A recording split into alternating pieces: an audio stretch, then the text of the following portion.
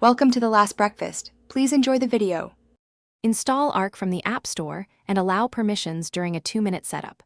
Open the app and choose to sign in with email or Google. Use the same account across devices to sync files automatically. Grant storage access so Arc can read and upload your files securely. Enable desktop and mobile access to send files from any device you own. Confirm notification permissions so you receive transfer status updates and link clicks in real time. Tap New Share and select files or folders to include in one share link. Choose whether to share a single file or a full folder for group access. Set link options like expiration of 7 days and an upload limit of 100 MB if needed.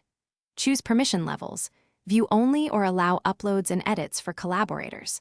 Copy the generated URL or use the built-in message, email, or QR code options to deliver the link quickly. Monitor active transfers in the Transfers tab and pause or cancel individual items. View transfer speed and estimated time so you can plan around large uploads. Adjust permissions per link and revoke access instantly when you need better security. Require a password for sensitive links and set expiration times for temporary sharing. Use two-factor authentication and approve new devices to protect your account from unauthorized access. Thanks for watching. If this was helpful, leave a like and consider subscribing. See you next time.